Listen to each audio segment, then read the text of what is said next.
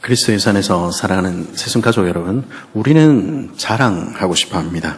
어떤 사람들은 가진 것을 자랑하고 싶어 하기도 하고요. 인생의 황혼을 지나고 계시는 우리 어르신들은 자신의 생에 이룬 것들, 지난날 이룬 것들을 들려주고 싶어 하기도 합니다. 젊은이들은 내가 가본 곳, 내가 먹어본 것 등 내가 경험한 것을 좀 폼나게 보여주고 싶어 하기도 하는 것이죠. 그래서 글이 중심이 된 페이스북이 저물고 사진과 영상 중심의 인스타그램이나 X가 더 유행하는지 모르겠습니다. 전에 한 한국계 아프리칸 아메리칸 코미디언의 코미디를 본 적이 있습니다. 엄마는 한국 사람이고 아빠는 아프리칸 아메리칸인데 이분이 인종별 자랑에 대해서 코미디를 하는 것을 본 적이 있습니다. 물론 미국의 블랙 코미디들이 그렇듯이 인종적인 편견에 근거한 제법 센 코미디였습니다. 뒷골목 후드 출신의 흑인 래퍼들은 금목걸이와 명품을 휘휘 감고 돈다발을 이렇게 손에 들고는 지붕이 열리는 비싼 스포츠카에 타서는 이렇게 자랑합니다. 내가 입은 양복 몇 백만 원, 내가 입은 금목걸이 몇 천만 원, 이 시계 몇 천만 원, 내가 전차 몇 억, 이러면서 자랑을 하는 것이죠. 근데 백인 부자 아주머니들은 절대 그런 식으로 자랑하지 않습니다. 대신에 은근히 자랑을 하는 것이죠. 우리 딸이 이번에 아이비리그 대학에 진학했는데, 학비가 1년에 1억이 넘지 뭐니, 기숙사비에 생활비까지 등골이 빠진다니까? 그리고 집이 좁아서 새로 이사했는데 수영장이랑 잔디 관리하는데 웬 돈이 그렇게 많이 드니? 도무지 살 수가 없어. 다 불평하는 것 같은데 대놓고 돌아보면 다 자기 자랑인 것이죠. 근데 한국 사람은 좀 다르게 자랑한다. 그 사람 그렇게 얘기했습니다. 자기 엄마는 컨셉의 자랑의 컨셉과 이유가 다르다는 것이죠. 하루는 자기 엄마가 신난 얼굴로 자기를 찾아와서 옷을 딱 보여주며 말했습니다. 아들, 이 옷 얼마 주고 살게? 맞춰봐. 좋아 보이는데요? 백화점에서 몇십만 원은 줬겠는데요? 그러니까 아니, 이거 아울렛 매대에서 3만 원 달라는 거 내가 깎아서 10,000원에 샀지. 이게 어디가 10,000원짜리로 보이니? 이러면서 자랑했다는 것입니다. 한국 어머니들은 깎은 것을 자랑하는 것입니다. 사실 우리 모두는 자랑하고 싶어 한다 해도 과언이 아닙니다. 그것을 은근히 하느냐 아니면 대놓고 하느냐, 그리고 무엇을 자랑하느냐, 그리고 그것이 진짜 자랑할 만한 것이냐 하는 차이일 뿐 우리 모두는 사실 자랑하고 싶어 하는 것이죠. 근데 이런 자랑은 오늘 우리 시대의 것만은 아닙니다. 사실 고대 지중해 세계에서 자랑은 일상이었습니다. 그들은 자신이 가진 것을 아낌없이 자랑했습니다. 높은 신분, 높은 재력, 무엇보다도 그들이 가진 명예를 그냥 대놓고 자랑했던 것이죠. 우리가 고린도전서에서 보듯이 그들의 삶 전체는 일종의 자랑 콘테스트였다 해도 과언이 아니었던 것이죠. 바울은 이런 이 세상의 것들을 자랑하는 것이 얼마나 헛된 것인지 잘 알고 있었습니다. 그런데 오늘 본문에서 바울은 자기도 지금 이런 자랑 콘테스트에 나서게 된 것입니다. 이런 상황이 얼마나 민망하고 당황스러웠는지 1절에서 뭐라고 이야기합니까? 여러분은 내가 좀 어리석은 말을 하더라도 용납해 주시기 바랍니다. 꼭 나를 용납해 주십시오. 16절 뭐라고 얘기합니까? 거듭말하지만 아무도 나를 어리석은 사람으로 생각하지 마십시오. 그러나 여러분이 나를 어리석은 사람으로 생각하려거든 어리석은 사람으로 받아주어서 나도 좀 자랑하게 놓아두십시오. 지금 내가 하려는 말은 주님의 지시를 따라 하는 말이 아니라 어리석음에 빠져서 자랑하기를 이렇게 장담하는 사람처럼 어리석게 하는 말입니다. 바울은 이런 자랑질이 주님하고는 아무 상관없는 어리석은 행동이라는 것을 알고 있었습니다. 그렇지만 18절에서 바울은 이렇게 말할 수밖에 없었습니다. 많은 사람들이 육신의 일을 가지고 자랑하니 나도 자랑해 보겠습니다. 그럼 바울은 왜 이런 자랑 콘테스트에 나서게 되었습니까? 그 이유를 우리는 19절, 20절에서 발견하게 되는데요. 바울은 여기서 답답한 심정을 이렇게 토로합니다. 여러분은 어지간히도 슬기로운 사람들이라서 어리석은 사람들을 잘도 참아줍니다. 누가 여러분을 종으로 부려도, 누가 여러분을 잡아먹어도, 누가 여러분을 골려도, 누가 여러분을 얕보아도, 누가 여러분의 뺨을 때려도 여러분은 가만히 있습니다. 바울이 자랑 콘테스트에 나선 이유는 고린도 성도들 때문이었습니다. 그 상황이 어땠습니까? 그들의 상황이 바울로 하여금 이런 어설픈 자랑에 나서도록 만들었던 것이죠. 고린도 성도들은요, 헛된 이 세상의 자랑을 하는 거짓 사도들의 말에 홀려 넘어갔습니다. 그러나 그 사람들은요, 결코 고린도 성도들의 영혼과 그들의 유익을 위한 사람들이 아니었던 것입니다. 그들은 그야말로 자기 영광만 위하는 그런 사람들이었습니다. 그런데도 고린도 성도들은 그 사람들이 말을 철석같이 믿고는 그들이 자신들을 종으로 만들고 자신들을 삼키는데도 가만히 당하고 있는 것입니다. 그들을 속이고 허탄한 말을 하고 공중에서 때리는데도 그저 순응하고 있었던 것이죠. 왜 그렇습니까? 그들의 자랑을 듣고 그 사람들 너무 대단한 사람들이다. 그 사람들에게 뭔가 특별한 게 있겠지. 그들은 그렇게 믿게 되었던 것입니다. 가끔은 우리 이런 모습 보지 않습니까? 이단들이나 소위 카리스마 있다라고 주장하는 자신을 높이는 그런 리더들이 말로 홀리고 힘으로 억압해서 사람들을 길들이는 거 우리는 보게 되는 것입니다. 요즘 말로 가스라이팅 혹은 그루밍 이렇게 이야기를 하죠. 그렇게 되면 어떻게 됩니까? 남들이 보기에는 전혀 말도 안 되는 얘기를 하고 있는데도 고개를 끄덕끄덕 하고 있는 것입니다. 그대로 다들고 있는 것이죠. 그러면 왜 그런 말들에 속아 넘어갑니까? 정말로 가치 있는 것이 무엇인지 보는 눈이 없기 때문일지 모르겠습니다. 정말로 말씀에 그 뿌리를 내려서 무엇이 옳은지 무엇이 그른지 판단하지 못하기 때문일지 모르겠습니다. 그러기에 이 세상의 것들을 자랑하는 그 허탄한 자랑, 그 반짝이는 것들에 속아 넘어갔던 것이죠. 그들은 정작 자신들이 얼마나 존귀한 자들인지 잊어버리고 있었습니다. 자신들이 아무나 함부로 할 수 없는 그리스도께서 자기 핏값으로 사신 하나님의 아들들과 하나님의 딸들이라는 사실을 잊어버리고 있었던 것이죠. 그래서 남들이 함부로 하는데도, 그래서 다시 종이 되어 살도록 만들고 있는데도 그거 따라가고 있었던 것입니다. 그래서 바울은 내키지는 않지만 이 자랑 콘테스트에 자신도 나서게 된 것입니다. 고린도 성도들이 그렇게 해야 알아들으니까, 이 세상의 방식으로 말해야 이해를 하니까 그렇게 자랑하면서 그 사람들이 자랑하는 것이 얼마나 허탄한지 하나씩 쳐부수기로 작정한 것이죠. 물론 바울의 목적은 자기 자랑에 있지 않았습니다. 그것이 얼마나 가치 없는 것인지 들려주기 위한 것이었죠. 그래서 바울은 정말로 그가 가르치고 싶어하는 진리로 나아가기를 원했습니다. 오늘의 바울의 자랑은 그를 위한 디딤돌일 뿐이었던 것이죠. 그러면 바울이 떠나는 후 고린도를 찾았던 자칭 거물급 사도들은 무엇을 자랑했을까요? 오늘 본문 22절과 23절은 이렇게 말합니다. 그들이 히브리 사람입니까? 나도 그렇습니다. 그들이 이스라엘 사람입니까? 나도 그렇습니다. 그들이 아브라함의 후손입니까? 나도 그렇습니다. 그 사람들은요, 자신들이 히브리인 이스라엘 사람 그리고 아브라함의 자손이라는 것을 자랑하고 있었던 것이죠. 우리는 이런 얘기를 들어도 별로 감동이 없죠. 그런 거 없다 이랬지만 이러한 자랑을 이해하기 위해서는 당시 유대인들이 세상을 어떻게 이해했는지 조금 생각해 볼 필요가 있겠습니다. 당시 모든 지중해인들이 그랬던 것과 마찬가지로 많은 유대인들은 세상을 이런 피라미드적인 계급으로 이해했습니다. 모든 곳에는 우열이 있다 생각했고요. 높은 곳은 영광스럽고 낮은 곳으로 가는 것은 수치스러운 일이라고 생각했던 것이죠. 바리새인들의 전통에 따르면 세상의 나머지 온 땅은 거룩한 땅 이스라엘 팔레스타인보다 열등하다 생각했습니다. 팔레스타인의 나머지 지역들보다는 주황색의 유다가, 그리고 유다 땅보다는 좀 더 진한 색의 예루살렘이 더 우월하다 생각한 것이죠. 예루살렘에서는 시온산은 이방인들 같은 사람들은 올 수도 없는 특별한 땅, 거룩한 땅이었습니다. 그리고 시온산 내에서는 성전 경내에서는 성소가, 그리고 마지막으로 지성소가 가장 거룩한 곳이라 말해졌던 것이죠.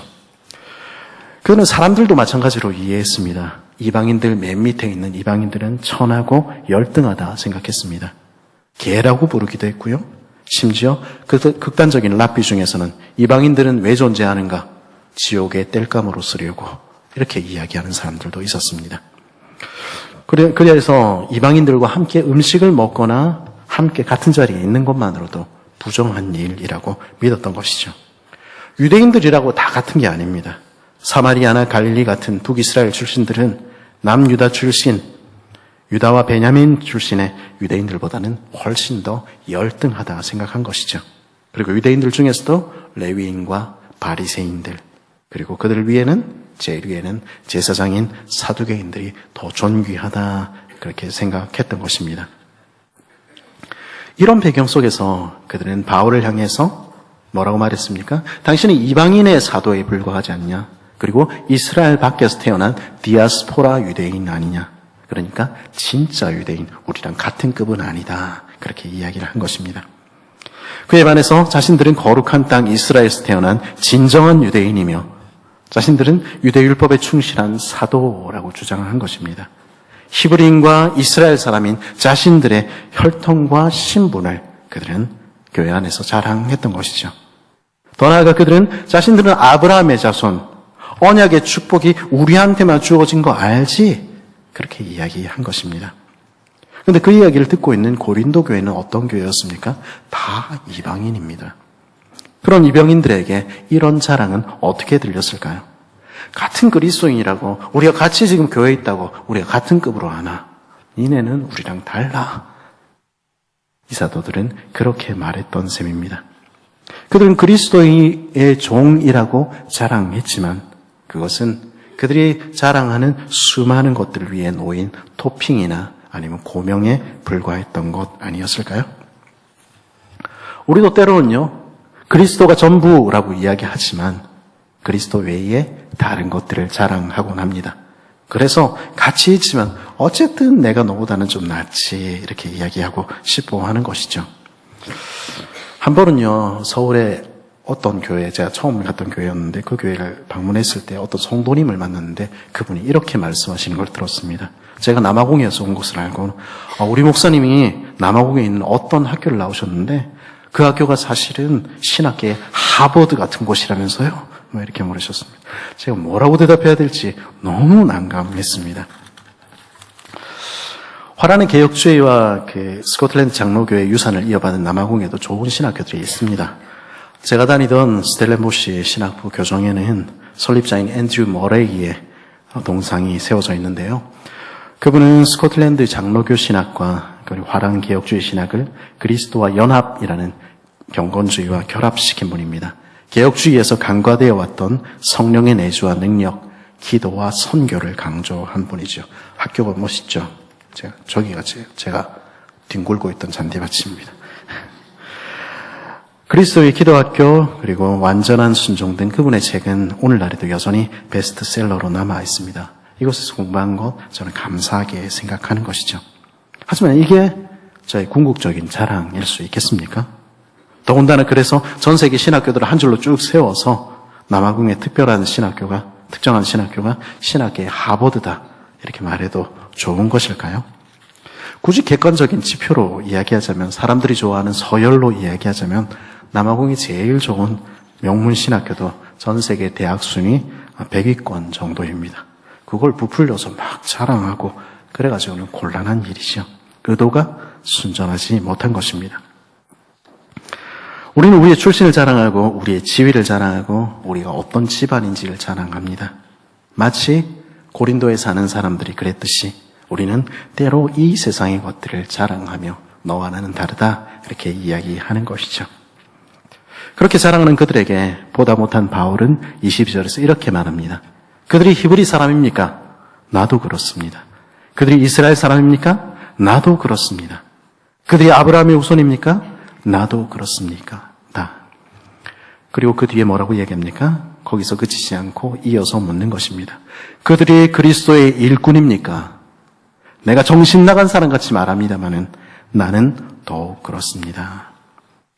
바울은 자신을 그리스도의 종이라 말하면서도 이 세상의 혈통과 이 세상의 것들에 대한 자랑을 일삼고 있는 사람들을 향해서 이렇게 묻는 것입니다. 그래서 너희는 그리스도의 종으로 어떤 증거를 가지고 있니? 너희 몸에는 어떤 그리스도의 흔적이 남아 있니? 그리스도의 종들이 가지고 있는 흔적은 무엇일까요? 그것은 높은 지위나 많은 부, 이 땅의 영광일 수 없는 것입니다. 왜냐하면 우리 구주 예수 그리스도께서는 그러한 영광을 이 땅에서 누리지 않으셨기 때문입니다. 그분은 하늘 영광을 버리시고 이 땅에 사람의 모양으로 오신 분, 그리고 자기 백성을 위해서 기꺼이 자신의 몸을 내어주신 분 아니십니까? 우리 주님의 부활의 몸에는 지금도 여전히 그 손과 발의 못자국이, 그리고 허리에는 찔린 창자국이 남아있는 것입니다. 그리고 그리스도께서는 그 흔적을 결코 부끄러워하지 않으시는 것입니다. 왜 그렇습니까? 왜냐하면 그 고난의 흔적들은 자기 백성인 우리를 구원하기 위해 희생한 주님의 사랑의 표지이기 때문입니다. 그 사실을 보며 바울은 우리에게 묻는 것입니다. 그래서 스스로 거물급이라고 주장하는 너희들, 스스로 자랑하는 너희들은 너희 몸에 어떤 그리스도의 흔적을 가지고 있니? 그리고 바울 자신에게 어떤 그리스도를 위한 흔적이 남아있는지 밝히는 것입니다. 그것은 고난의 흔적이었습니다. 23절 하반절에서 바울은 이런 말로 글의 긴 고난 이야기를 시작합니다. 나는 수고도 더 많이 하고 감옥살이도 더 많이 하고 매도 더 많이 맞고 여러 번 죽을 뻔하였습니다. 이렇게 시작하는 바울의 고난 이야기는 단순한 자기 연민이나 누가 더 고생했는가 이야기하고 자랑하는 것이 아닙니다. 이것은 그리스도를 따르는 삶의 흔적을 보여주는 것이죠. 거기 자기를 자랑하는 사람들 가운데 복음 때문에 조그만 구멍 아래 지하 감옥에 갇혀서 있던 이가 누가 있었을까요? 바울은 빌립보 감옥에서 끌려나와 수없는 채찍질을 당해 거의 죽음에 이르지 않았었습니까? 그가 당한 고난은 로마 사람들에 의한 것만이 아니었습니다. 유대의 공동회당에서는 당시 최고형에 해당하는 39대의 채찍질을 당한 것도 5번이나 되었으며 몽둥이로 태형을 당한 것도 3차례나 됐습니다. 돌에 맞아서 죽은 줄 알고 성 밖에 버려진 일도 우리는 보지 않습니까? 사도행전 후반부에 등장하는 유명한 난파 사건 외에도 3차례나 더 난파 사건을 겪었으며 하룻밤 하루낮을 바다에서 떠돈 일도 있었습니다. 홍수로 강이 범람하는 위험, 노상 강도의 위험뿐 아니라 동족 유대인들이 그를 죽이려는 위험, 자신들의 신들의 위협이 된다고 느낀 이방인들이 일으킨 폭동의 위협도 있었습니다. 도시에서도 위협을 겪었고 광야에서도 바다에서도 위험을 겪었습니다. 바울은 지금과 마찬가지로 거짓 형제들 때문에 어려움을 겪기도 했습니다. 몸의 괴로움과 경제적 어려움을 겪으며 잠 못 이루는 밤을 지새기도 했고요. 음식이 떨어져서 추위에 떨며 야외에서 굶주림과 목마름을 경험하기도 했습니다. 그게 우리가 오늘 본문에서 보는 이야기들 아닙니까? 그러면 바울은 지금 자기가 얼마나 고생했는지 그거 부심 부리면서 그거 자랑하고 있는 것입니까? 아니요. 그는 그의 몸에 남은 고난의 흔적들, 지난 삶을 담담히 이야기하고 있는 것뿐입니다. 그리고 이 이야기들의 마지막인 32절에서 바울은 다메섹에서의 고난을 이렇게 서술합니다. 다마스쿠스에서는 아레다 왕의 총리가 나를 잡으려고 다마스쿠스 성을 지키고 있었으나 교우들이 나를 광주리에 담아 성벽 창문으로 내려주어서 나는 그 손에서 벗어났습니다. 갑자기 뜬금없이 왜 다메섹에서 광주리 타고 도망친 이야기를 하고 있는 것입니까? 당시 로마 사회에서는요, 적들이 도사리는 성벽을 기어 올라가서 성문을 여는 것을 굉장한 업적으로 여겼습니다. 그런 이에게는 성문과 흉벽을 갖춘 성벽 모양의 왕관 같은 관을 얻는 영예가 주어졌습니다. 화면에 보시는 것이 이 성벽 모양의 관인데요. 이것이 코로나 무랄리스라고 불렸는데요. 이 그림은 고린도에서 출토된 티케 여신상인데 이 여인의 상이 쓰고 있는 것이 바로 코로나 무랄리스입니다.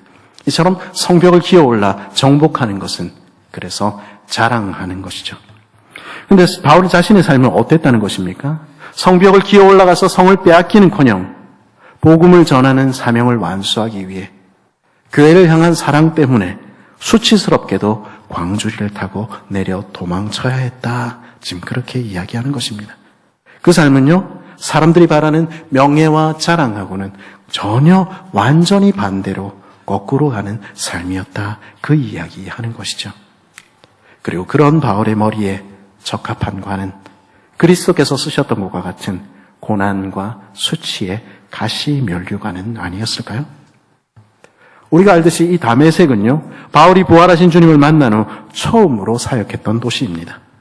다메섹으로 가는 바로 그 길에 예수님을 만난 후 바울은 즉시 주 예수를 따르고 전하기 위한 그의 삶을 시작했습니다. 근데 그 삶은 바로 그 첫 순간부터 부인할 수 없는 고난과 수치로 점철되었다는 것입니다. 그 사실을 다메섹 이야기는 우리에게 들려주는 것이죠. 그런데 이러한 육체적 고난이 아무리 크다 한들 이것이 바울의 몸에 남은 그리스도의 종의 유일한 흔적이 아니었습니다. 바울은요, 그를 날마다 가장 괴롭히고 근심하게 있었던 고통은 따로 있었다. 그렇게 밝힙니다. 28절에 이렇게 말하지요. 그 밖의 것을 제쳐놓고서라도 모든 교회를 염려하는 염려가 날마다 내 마음을 누르고 있습니다. 그 모든 육체의 고통보다 바울을 가장 고통스럽게 만들었던 것은 그가 사역해서 세웠던 교회를 향한 걱정과 근심이었습니다. 그 성도들 하나하나, 내가 사랑하는 형제들, 자매들, 그 한 사람 한 사람의 얼굴이 바울의 눈에는 밟혔고 그들에 대한 염려가 언제나 그의 마음을 무겁게 짓눌렀던 것입니다. 그래서 직접 찾아갔을 때는 함께 울고 함께 웃었으며 함께 할 수 없는 그런 날들에는 그들의 이름을 부르며 날마다 기도의 자리로 나아가지 않을 수 없었다는 것입니다. 29절에서 바울은 이렇게 묻죠. 누가 약해지면 나도 약해지지 않았습니까? 누가 넘어지면 나도 애타지 않겠습니까? 바울은 교회의 연약한 이들과 함께하기 위해서 그의 모든 자랑을 버리고 자신도 연약해지기를 선택한 것입니다. 그리고 공동체 중에 작고 연약한 이들이 공동체 내에서 소위 강한 자들 때문에 실족할 때 그의 마음은 함께 분노로 이글거렸던 것이죠. 이러한 그리스도를 위한 고난의 흔적과 교회를 위한 근심과 분노와 무엇보다도 그 형제와 자매들을 향한 사랑이 바로 그리스도의 종들이 지닌 흔적, 그들이 자랑스럽게 내놓을 수 있는 그리스도의 제자의 증거라는 것입니다.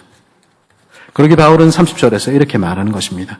꼭 자랑을 해야 한다면 나는 내 약점들을 자랑하겠습니다.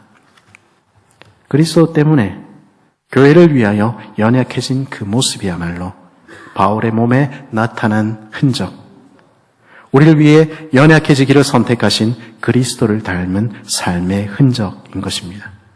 바울은 그 몸과 그 마음에 가득한 그 사랑의 흔적이야말로 우리가 자랑해야 할 것 아니겠나 묻고 있는 것이죠. 어쩌면 오늘 우리에게는 바울과 같은 육체의 주님을 위한 고난의 흔적은 없을지 모르겠습니다.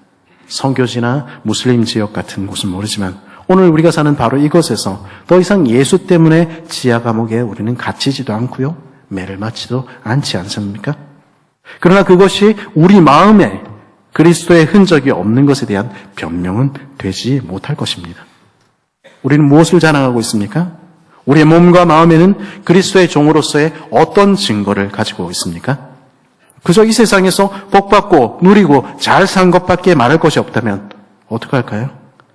그리스도 때문에 아무것도 희생한 것이 없고 내 형제와 내 자매를 위해서 아무것도 양보한 것이 없다면 한 번도 내 목소리를 내는 것을 줄이고 약해지기로 결단해 본 적이 없다면 어떻게 그런 사람을 가리켜서 그 몸에 그리스도의 흔적을 가진 그리스도의 제자라 말할 수 있을까요? 그리스도와 교회를 위해 지새운 불면의 밤이 한 번도 없이 평안하기만 하다면 그는 아직 그리스도의 흔적을 그 몸에 지니지 못한 것은 아닐까요? 그렇다면 다시 주님 앞으로 나아가 우리 안에 그리스도의 마음으로 가득 채워주시도록 우리의 몸과 마음이 주님의 흔적으로 가득하도록 정말로 간구해야 하지 않을까요? 그리스도의 안에서 사랑하는 새순가족 여러분, 오늘 우리는 무엇을 자랑하고 있습니까? 우리의 몸에 남은 흔적은, 마음에 남은 흔적은 누구의 흔적입니까? 자신의 강함, 자신이 가졌다고 하는 무언가를 자랑하는 세상에서 바울은 자신의 약함을, 그의 약점들을 자랑했습니다. 그리스도 때문에 받은 고난의 흔적들을 자랑했고, 그가 에테움에 지샜던 불면의 밤들과 교회 때문에, 내 형제와 내 자매 때문에 스스로 약해지고 낮아진 것을 자랑했습니다. 왜냐하면 그 이유는 단 하나, 우리 주 예수 그리스도께서 그렇게 하셨기 때문입니다.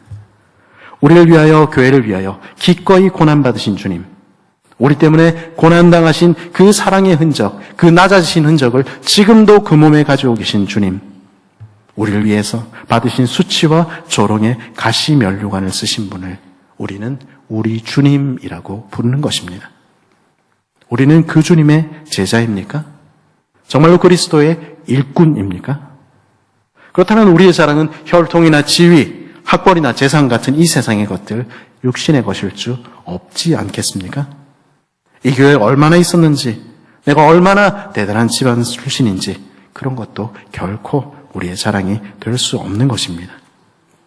다만 우리의 유일한 자랑은 우리를 위해 낮아지신 그리스도를 본받아 내 형제와 내 자매들을 위해 수고하며 기꺼이 낮아지고 기꺼이 약해지는 삶일 것입니다. 저와 여러분에게는 그런 그리스도의 흔적들이 있습니까? 그런 주님을 닮은 모습, 주님을 닮은 흔적들이 그 몸과 마음에 가득한 우리 모든 세승 가족들, 그래서 우리 머리에 쓴 고난의 면류관, 그 가시관을 자랑하는 우리 모두가 되기를 간절히 바랍니다.